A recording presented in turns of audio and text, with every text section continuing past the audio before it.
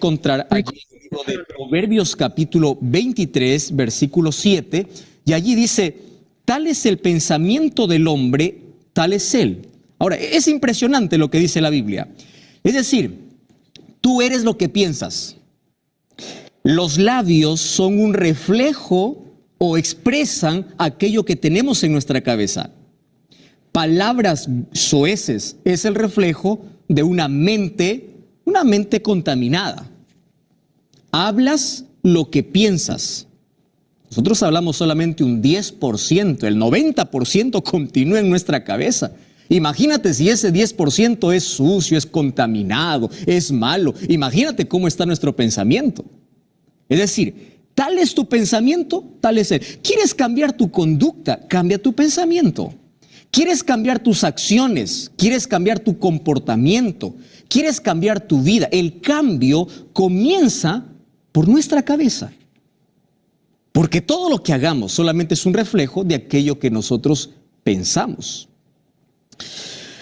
¿Cuántas cosas en la vida nosotros mismos nos hemos encargado de arruinar o de poder superar situaciones? Por ejemplo, voy a partir de algo muy simple.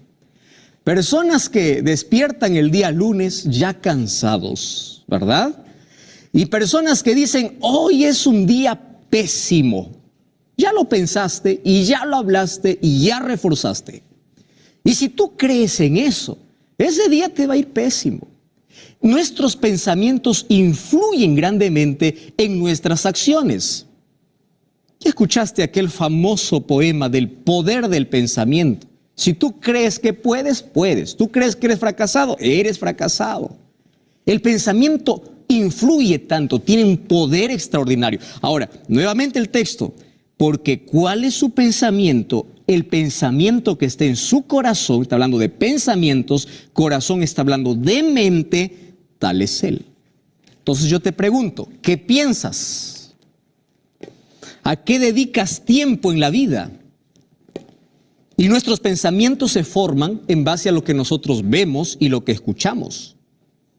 Ahora, es interesante que tradicionalmente, de manera tradicional, se ha entendido que la inteligencia es la capacidad mental de una persona. ¿Y cómo se puede medir esto? Bueno, a través de un examen de un coeficiente intelectual. Nosotros esto hemos escuchado alguna vez.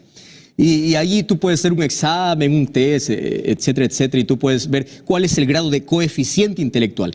Solo que digo que esto es lo que tradicionalmente se entiende. ¿Por qué? Porque apareció un hombre llamado Howard Gardner, que él propuso en un libro la estructura de la mente y una teoría de inteligencia múltiple. Porque antes se creía que solamente era inteligente aquel que podía aprender más o que tenía la capacidad o la habilidad de aprender rápido, de comprender algo. Entonces, aquel que le demoraba, que le costaba un poco, decía, no, él no es inteligente.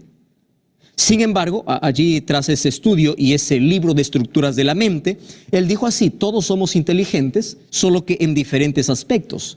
Entonces, no se trataba solamente de una habilidad, que era la habilidad lógica con el cual se medía el coeficiente intelectual, sino también, ahora dice, nosotros somos inteligentes, pero cada uno en una habilidad distinta.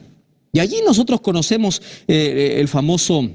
las famosas 8 categorías de inteligencia, ¿no? Para repasar, por ejemplo, él dijo, algunos tienen la inteligencia naturalista, aquellos que le gusta todo lo relacionado con la naturaleza.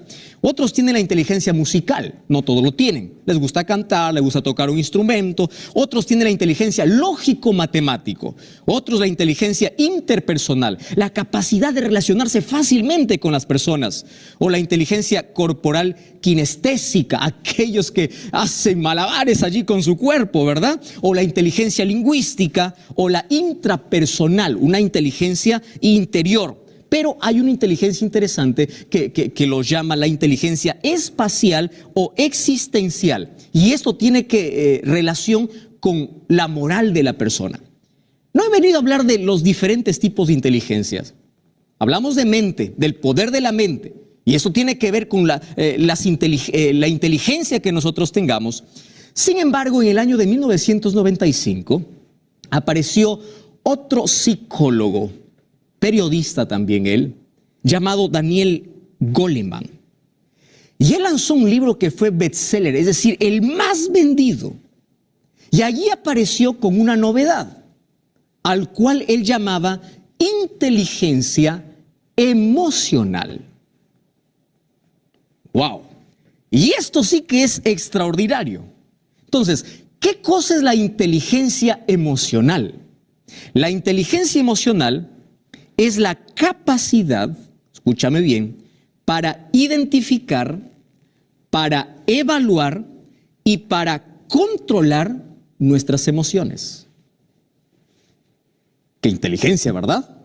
La capacidad que tienes para identificar, para evaluar y para controlar tus emociones.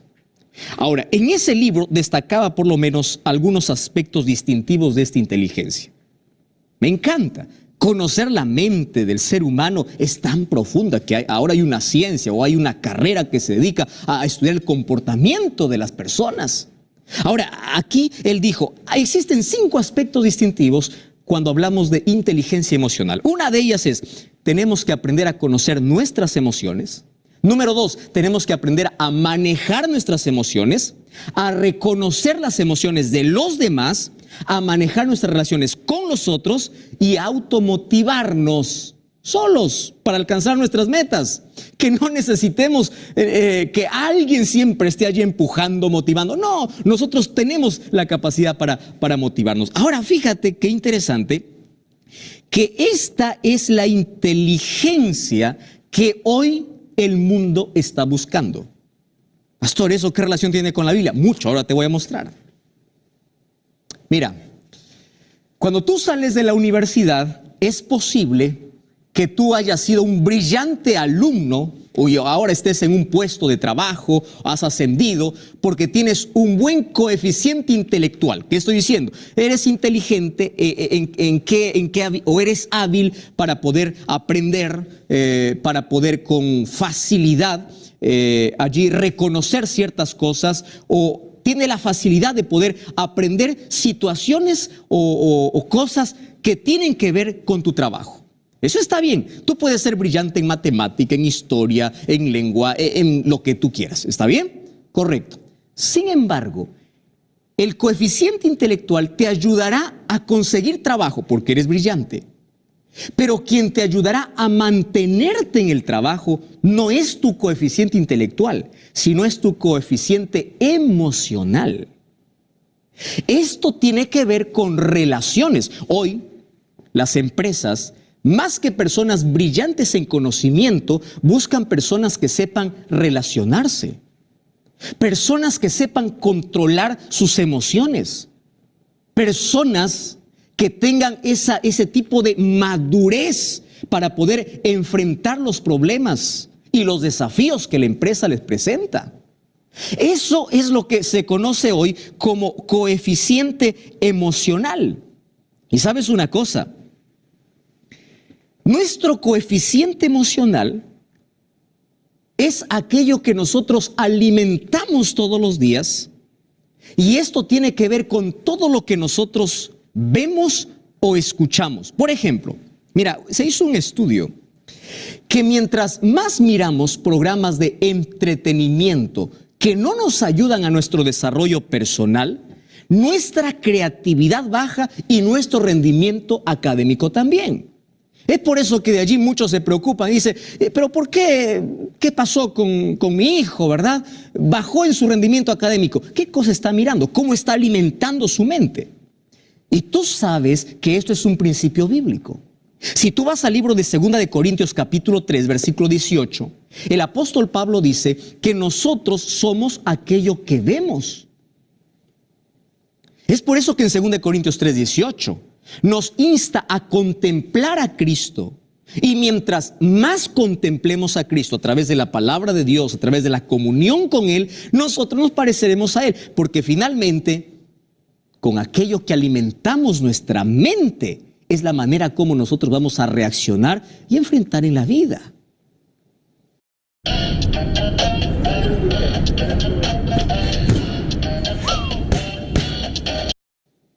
Hablar del poder de la mente es impresionante. Pero ahora voy al punto principal. ¿Tú sabías que nuestras creencias moldean nuestras emociones? Wow, aquí estoy hablando de otro aspecto importantísimo, ¿verdad? Aquello que crees puede determinar la manera como enfrentas las circunstancias de la vida. Yo encuentro en la Biblia una historia impresionante. Dos hombres fueron tratados injustamente, Pablo y Silas. Fueron azotados, fueron llevados a la cárcel, colocados sus pies en cepo, ellos no podían moverse, y ellos, en lugar de lamentar la injusticia, en lugar de maldecir a la gente que le trataba así, ellos empezaron a alabar a Dios. Esa historia yo la encuentro en la Biblia, en el libro de Hechos, capítulo 16. Mira cómo el poder de sus creencias, de su fe, hacía que ellos puedan sobreponerse a la circunstancia más adversa de la vida. ¿Cuál es tu comportamiento cuando enfrentas diversas situaciones difíciles? Ellos tenían un coeficiente emocional basado en principios. Y ellos controlaban sus emociones porque sus principios estaban en la palabra de Dios. Su esperanza y su fe se sobreponía al dolor. Ahora te das cuenta cuán importante o cuánto influye aquello que creemos o en quién confiamos para enfrentar las diversas situaciones de la vida. En la Biblia yo encuentro por lo menos 3 ejemplos de 3 personajes que me ayudan a ver cómo funciona el poder de nuestro pensamiento. Por ejemplo, y cómo nuestras creencias o nuestros principios determinan la manera como nosotros pensamos y enfrentamos la vida. Encuentro, por ejemplo, a un rey Saúl. Este rey Saúl tenía una distorsión cognitiva de exageración y minimización. ¿Qué significa eso? Exageraba lo que no era importante y minimizaba aquello que sí era importante. Cuando habló con el profeta Samuel, él minimizó su pecado, dijo, lo que yo hice es tan pequeño. Y aquello que era insignificante y no valía la pena, él lo engrandecía. Hay muchas personas que minimizan aquello que no es importante y descuidan aquello que sí es importante. Encuentro otra historia allí en la Biblia de Salomón, y él tenía el racionamiento emocional. ¿Qué significa eso? Una distorsión también de nuestros pensamientos. Racionamiento emocional significa algo como alguien que dice, yo me siento fracasado y soy fracasado. Vive como fracasado porque así se siente. O aquel que piensa así, yo estoy por encima del mundo, por lo tanto soy invencible y hago lo que quiero. Cuando tú vas al libro de Eclesiastés, capítulo 2, versículo 1 en adelante, él dice, yo dije en mi corazón, yo ahora probaré todo lo que me plazca en la vida. Y tú empiezas a ver, en los 10 primeros versículos, dice que él no se privó de nada. Tenía riquezas, tenía poder, tenía mujeres, tenía todo. Porque él se creía el más importante. Y como tenía dinero, trataba de satisfacer todo lo que él quería. Sin embargo, el versículo 17 dice, aborrecí la vida, porque la obra que se hace debajo del sol es fastidiosa. En otras palabras, por más que traté de dar gusto a mi mente, a mi racionamiento lógico, yo terminé con una vida vacía. Y hay tantas personas hoy, ¿verdad?, que buscan allí aquellas emociones pasajeras. Y hay emociones que hacen que nuestro cerebro pueda tener picos de dopamina, donde hay alegría, hay euforia, mientras dura. Termina la fiesta, termina el alcohol, termina la cajetilla de cigarrillo, tienes que probar más y necesitas ir un poco más allá para poder tener nuevamente esa alegría, y eso te lleva a una esclavitud, pero finalmente a un vacío. Y eso sucedió con Salomón. ¿Cuáles son tus principios? Aquel que dice, la vida es corta y hay que disfrutarla, entonces vivirá la vida en base a sus creencias. Pero aquel que dice, yo tengo que cambiar mi mente, mis pensamientos, Dios tiene una promesa especial, porque no solamente está pensando en esta corta vida, sino también en la eternidad. Y es por eso que Romanos capítulo 12, versículo 1 y 2 dice, sino que renovaos vuestra mente. Dios quiere cambiar tus pensamientos, y para cambiar tus pensamientos tú tienes que establecer tus valores y principios en la palabra de Dios. ¿De qué manera yo puedo reemplazar un pensamiento negativo con otro positivo? ¿Y sabes cuál es la mejor manera? El libro de Colosenses capítulo 3, versículo 2 dice, poned la mira en las cosas de arriba. En otras palabras, estás pasando por un momento difícil en la vida. Estás pasando por una tragedia en la vida. Estás pasando por los sinsabores de la vida. Cambia tu manera de ver. ¿Cómo cambias? Reemplazando el dolor por la esperanza. Y empieza a mirar al cielo. Empieza a mirar con fe, con esperanza. Cuando tú colocas tu mirada en el cielo, es decir, en Cristo, cuando tu visión, cuando tu vida se enfoca en la palabra de Dios, entonces tu mente empieza a cambiar. Y a medida que tú vayas a leer la palabra de Dios, fortalecerás tu mente. Y sabes, podrás enfrentar la vida de manera diferente. Hoy quiero pedir que Dios pueda transformar mi mente y también tu mente. Porque nuestras acciones y la manera como enfrentamos la vida depende de cómo pensamos. ¿Quieres que Dios cambie tu vida? Cambia tus pensamientos. Pero tú no puedes solo. Deja que Dios trabaje en ti. Todo lo que tienes que hacer es fortalecer tu inteligencia y tu mente con el poder de la palabra de Dios. ¿Quieres orar conmigo? Querido Dios, gracias porque hoy hay tantas personas que toman esta decisión. Porque ellos quieren un cambio en su vida.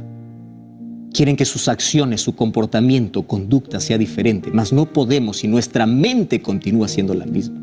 Queremos que renueves nuestra mente. Queremos que tu palabra limpie nuestra mente. Y a partir de hoy queremos fortalecer nuestros pensamientos porque nuestras creencias y valores van a estar basados solamente en tu palabra. Toma nuestra vida, entregamos nuestra mente para ser transformada por ti. En el nombre de Jesús. Amén.